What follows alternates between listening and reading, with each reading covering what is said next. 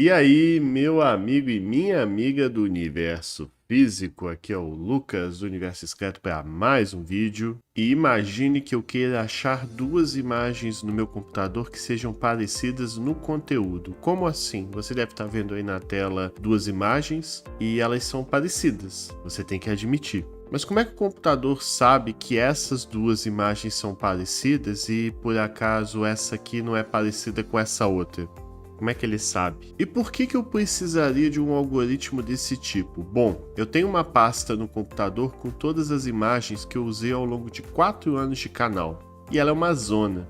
Se eu procurasse imagens parecidas assim na mão, eu ia passar horas procurando. Nessa situação, de repente, valeria a pena rodar um algoritmo que procuraria imagens parecidas. Por exemplo, eu informo uma imagem e ele diz quais são as imagens mais parecidas com aquela que eu passei, numa espécie de um ranking, da mais parecida para a menos parecida.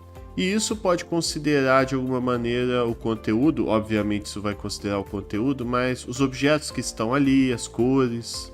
Enfim, como é que eu poderia fazer um algoritmo que diria se imagens são parecidas ou não, mas de um jeito rápido, eficiente, que faria com que a gente não perdesse tempo? Claro que esse exemplo do meu computador ele é muito simples. Tem uns outros exemplos mais complicados. Por exemplo, uma rede social como o Pinterest faz sentido que de alguma maneira ele agrupe imagens parecidas para recomendar ao usuário. Não só isso, um buscador de imagens como o do Google, que você informa uma imagem e ele retorna imagens parecidas, ou qualquer rede social mesmo, todas elas se beneficiariam de um algoritmo que faça esse tipo de coisa. Enfim, como é que eu poderia fazer um algoritmo capaz de apontar se uma imagem é parecida ou não, mas também de um jeito rápido, eficiente, para não perder tempo, porque às vezes você tem que fazer isso para milhões de imagens, milhares de imagens. Um bom ponto de partida para isso é comparar os pixels entre as duas imagens.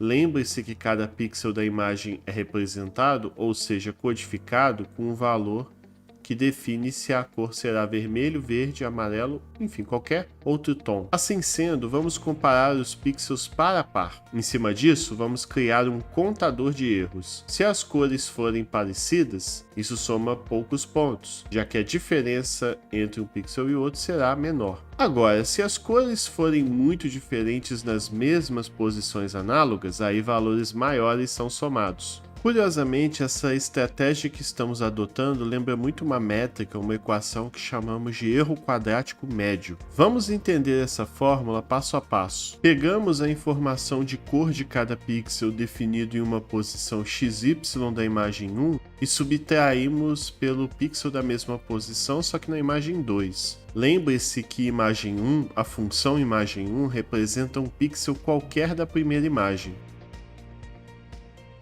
Mas como podemos expressar matematicamente que vamos andar pelos pixels da imagem 1 e 2, somando essas diferenças? Para isso, existe a notação de somatório. Ele é representado pelo símbolo sigma e soma o que está em seu interior de acordo com uma variável qualquer. No exemplo abaixo, temos o somatório de i-1, com a variável i assumindo o valor inicial de 0 até o teto 2. Assim, quando o i vale 0, temos 0 menos 1. Quando o i vale 1, somamos aquele 0 menos 1 que tínhamos antes com 1 menos 1. E, finalmente, quando o i vale 2, somamos com 2 menos 1.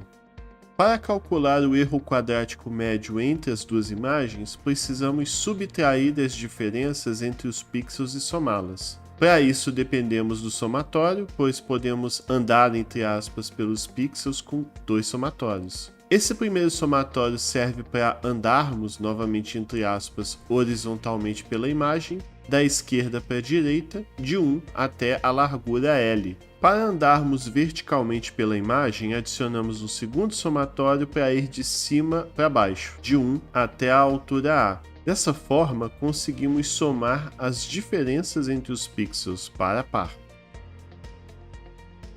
Só falta adicionar um quadrado para intensificar a diferença entre as cores e dividir pela largura e altura das imagens. Pronto, com isso temos uma fórmula para medir a diferença entre as imagens. Aqui vale a pena acrescentar um ponto importante. Na verdade, 2 pontos importantes. O primeiro é que as duas imagens precisam ter o mesmo tamanho para essa estratégia funcionar, e inicialmente eu preciso que as imagens estejam em preto e branco. Dá para adaptar para o colorido? Até dá, mas essa estratégia funciona razoavelmente bem e até rápido, mesmo com a imagem preto e branco. E não é muito difícil redimensionar as imagens, deixar em preto e branco, até um software como o Paint ou via código mesmo a gente consegue fazer isso. Parece tudo bom com essa estratégia do erro quadrático médio, mas vamos analisar aqui o seguinte exemplo. A gente tem aí 3 imagens na tela e compare essa imagem que eu estou apontando aqui com as outras duas. Com qual essa imagem da esquerda é mais parecida? Certamente você vai dizer que ela é mais parecida com a do contraste e não com a que tem a montagem ali no meio.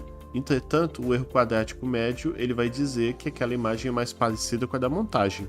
Isso acontece pois o erro quadrático médio está mais preocupado com as diferenças do que com as semelhanças. A diferença de tons entre a imagem original e a com contraste aumenta bastante, mas se você parar para pensar, o conteúdo em si não muda tanto. Será que tem como usarmos uma abordagem diferente? Quer dizer, ao invés de procurar as diferenças entre as imagens, e se a gente procurasse o que elas têm em comum? Foi pensando nisso que os pesquisadores Zhou Wang, Alan Bovic, Amit Sheikh e Eero Simoncelli chegaram no índice de similaridade estrutural que lida muito melhor com essa questão das semelhanças. Os autores baseiam-se muito na forma como o sistema visual humano compara imagens para dizer se são parecidas ou não e assim tomar esse tipo de decisão. A primeira característica, o primeiro componente que eles consideram nessa fórmula do índice de similaridade estrutural é a luminância. Basicamente uma conta aí que vai envolver o brilho entre as duas imagens, que eu vou chamar aqui de I1 e I2, só para simplificar. A conta parece um pouco complicada, mas basicamente você considera a média de brilho da imagem 1 e da imagem 2, que basicamente é a soma das cores de todos os pixels dividido pelo número de pixels. C1 é só uma constante para equilibrar a conta. A segunda componente é o contraste. Não sei se vocês sabem disso, mas o contraste de uma imagem é a medida do quanto o intervalo de cores diverge, ou seja, é diferente da média. Se a imagem tiver cores muito parecidas, seu contraste, ou seja, seu desvio padrão, será baixo. Se as cores variam muito, então o desvio padrão e esse contraste tende a ser alto. Esse é o desvio padrão da imagem 1 e esse é o desvio padrão da imagem 2, que darão uma medida de contraste de cada imagem propriamente dita. Finalmente, a última componente se chama estrutura e está mais preocupada com a semelhança entre o conteúdo das duas imagens. É uma fórmula que considera uma variação de desvio padrão entre as imagens em conjunto ou individuais, mas está mais preocupado com o conteúdo se está parecido ou não. Entre as duas imagens, eu digo. Fica difícil entrar em todos os detalhes matemáticos, mas eu vou deixar alguns textos aqui na descrição que vai te ajudar um pouco a entender melhor. Essas 3 características, o brilho entre as imagens, o contraste entre as imagens e a comparação entre suas estruturas, são então combinadas numa mesma equação que vai comparar a imagem x e a imagem y, formando finalmente o que chamamos de índice de similaridade estrutural.